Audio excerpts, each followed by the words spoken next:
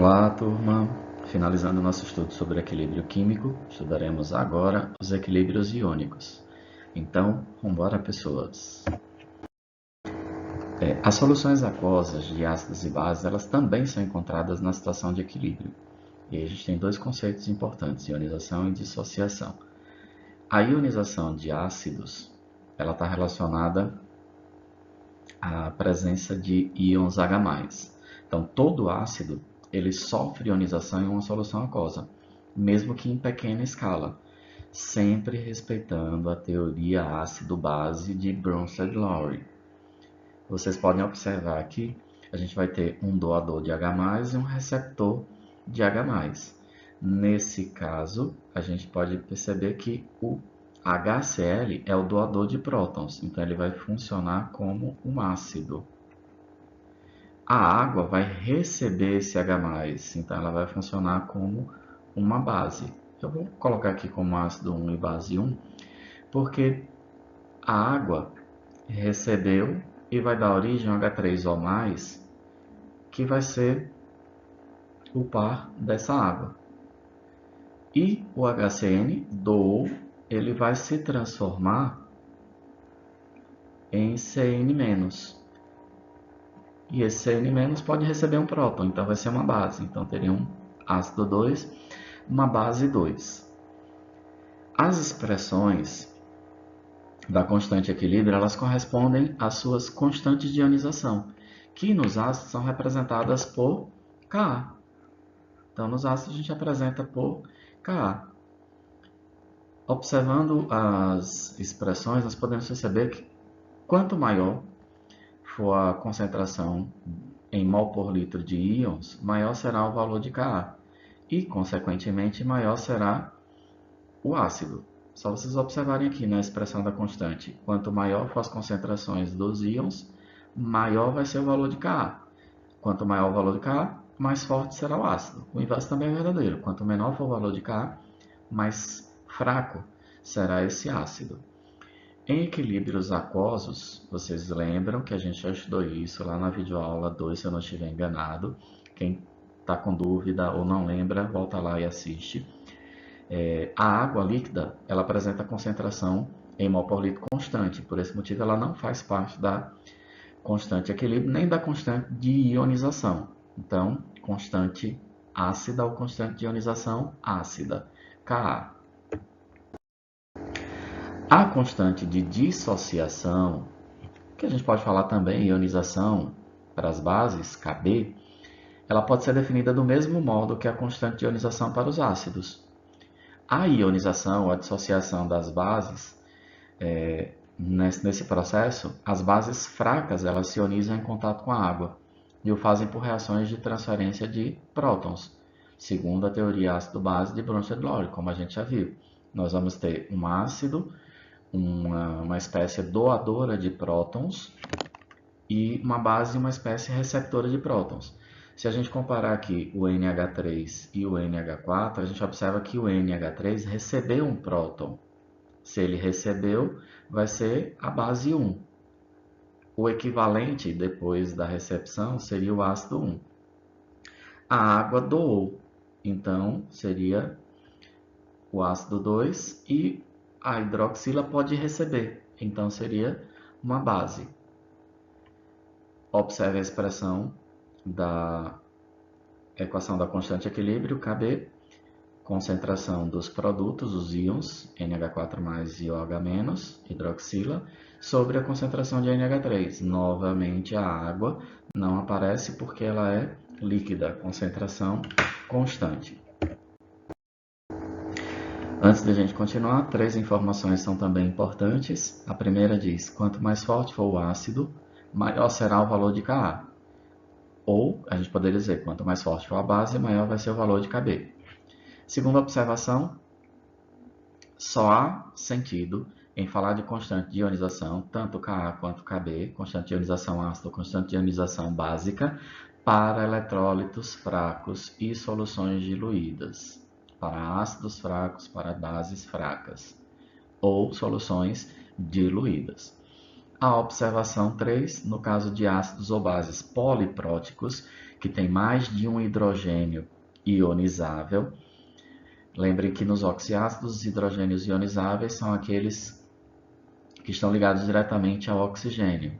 Nos hidrácidos, todos os hidrogênios são ionizáveis. Então, nesses ácidos polipróticos ou nas bases polipróticas, polihidroxiladas, desculpem, a ionização é gradativa, ionizando um H+ por vez. Então, no caso dos ácidos, tomemos como exemplo a primeira etapa, vocês observam que aqui foi ionizado um dos 3 hidrogênios, aí a gente tem H2PO4-, que a gente tirou aqui uma carga positiva, para estabilizar tem que ter uma carga negativa. Aí a gente tem a primeira constante de ionização desse ácido. Na segunda etapa temos 2 hidrogênios vai ser ionizado mais um H+, aí a carga aumenta. Observe que se eu somar mais 1 com menos 2, vai dar menos 1, que faltou aqui. A constante de ionização é mais baixa. Aqui a gente tem só um hidrogênio, ele vai ser ionizado, a carga vai aumentar. Mais 1 com menos 3, menos 2. A constante, ó, ela vai ser menor ainda. Então, a primeira constante de ionização é sempre maior. Então, quando duas ou mais equações químicas são somadas, a constante de equilíbrio da equação global obtida é o produto das constantes de equilíbrio das equações somadas. Vamos entender isso melhor nesse exercício. O sulfeto de hidrogênio, o H2S, ele dissocia em etapas. Então, eu tenho o H2S que dissocia em etapas. Quantas etapas?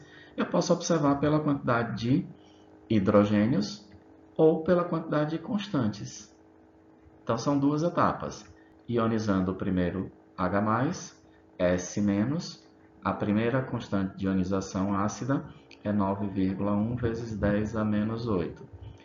Aí a gente vai para a segunda etapa. Desculpem, aqui faltou o hidrogênio.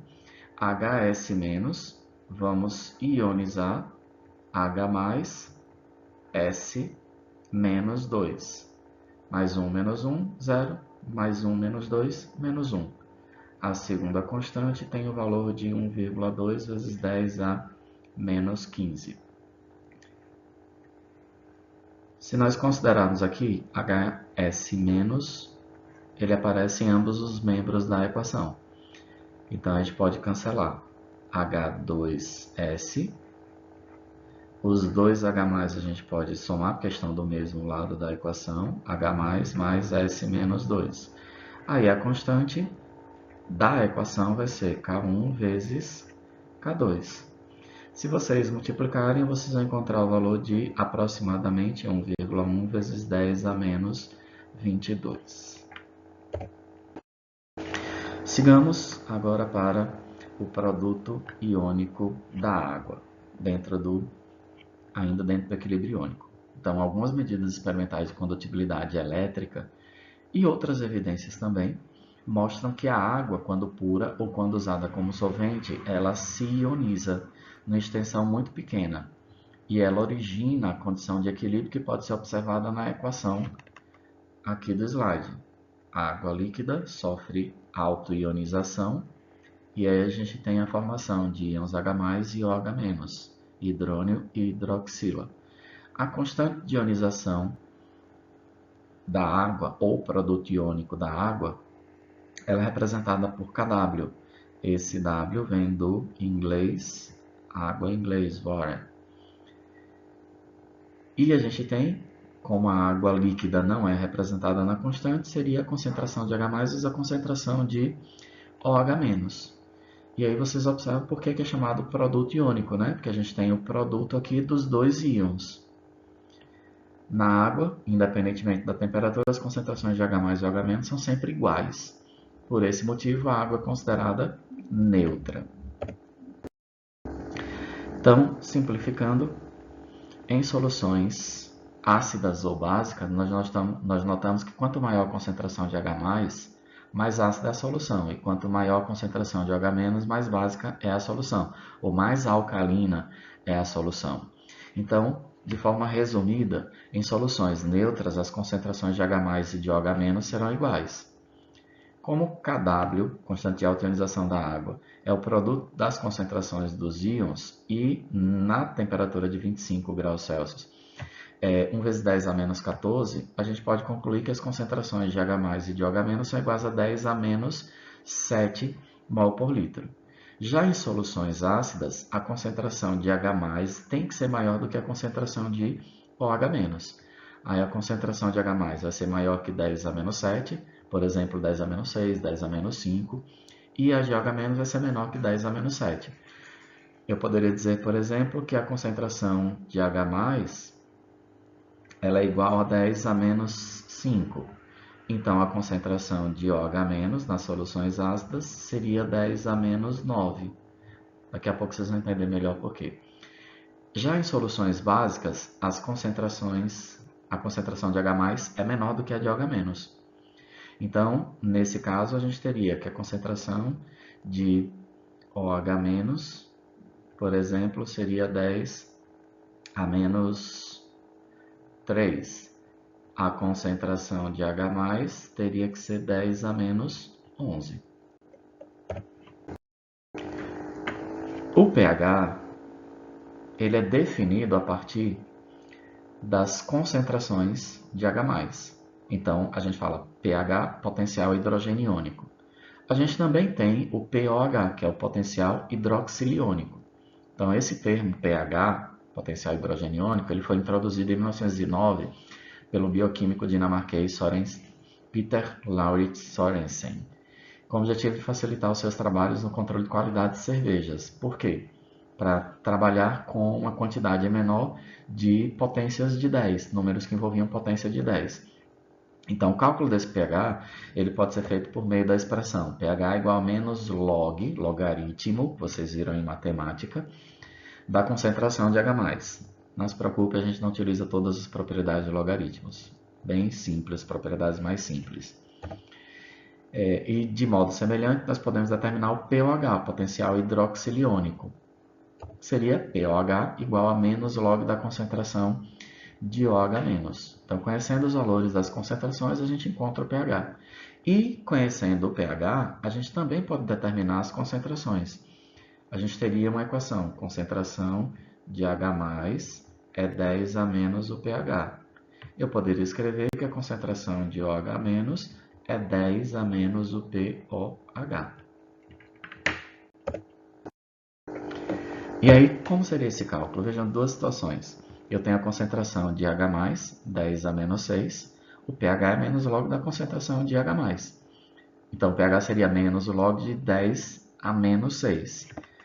Uma propriedade, né, de pH, potência base 10, a gente teria esse valor daqui, ele pode vir para frente do log. Então, ficaria menos 6, log de 10. Log de 10 na base 10 é 1, menos vezes menos mais, ficaria 6 vezes 1, 6. Então, se a gente simplificar, né, a concentração de H+ é 10 a menos 6 e o pH é 6. Ó, o mesmo 6 daqui é o 6 que está aqui. Então, se eu digo que a concentração de H+ é 10 a menos 4, o pH é 4. Concentração de H+ igual a 10 a menos 12, o pH é 12. A mesma coisa a gente pode fazer para o pOH. A concentração de OH- é 10 a menos 5, então pH é log da concentração de OH-, menos log de 10 a menos 5. Aí menos 5 vai para frente, 5 vezes log de 10 na base 10 é 1, log 2 na base 2 também é 1, log 4 na base 4 também é 1, então pH é 5. Observe a mesma coisa, né? 10 a menos 5, pH é 5. 10 a menos 10, pH é 10. 10 a menos 1, pH 1. pOH 1, desculpem, pOH. Então, esse pH e o pOH, eles também estão relacionados por uma fórmula, que é derivada das propriedades dos logaritmos, que é pH mais pOH igual a 14. É justamente por isso que eu disse lá atrás, né, que se a concentração de H+, ela é 10 a menos 5, a concentração de OH- vai ser 10 a menos 9. Porque se eu pegar aqui, o pH é 5, o pH vai ser 9. 5 mais 9, 14. Aqui a gente tem a escala de pH, alguns exemplos só para vocês perceberem. Então, pH ele é, na verdade, uma escala numérica que determina o grau de acidez de uma solução aquosa, baseado na concentração dos íons hidrônio, H+, ou H3O+, e as soluções ácidas, elas possuem um excesso de íons hidrônio e pH menor do que 7. Soluções básicas, por sua vez, possuem excesso de íons hidroxila, OH-, e valores de pH superiores a 7. As soluções consideradas neutras têm igual concentração de íons H3O+, e íons hidroxila. E sua medida de pH é 9. Desculpem, 7. Então, você observa aqui, 7 é neutro. Menor que 7... desculpem, a escala de pH aqui embaixo. 7 é neutro, menor que 7 é ácido, maior que 7 é básico. Na de pOH é o contrário. Menor que 7 é básico e maior que 7 é neutro. A gente geralmente utiliza a escala de pH, então ela é utilizada com mais frequência. As medidas de pH, elas podem ser realizadas por duas técnicas, pelo uso de indicadores ácido-base ou pelo uso de equipamentos de medição de pH, conhecidos como pHmetros. Então, existem vários indicadores ácido-base, muitos deles são naturais, por exemplo, o suco de repolho roxo, muito conhecido. Numa solução neutra, ele apresenta uma coloração roxa.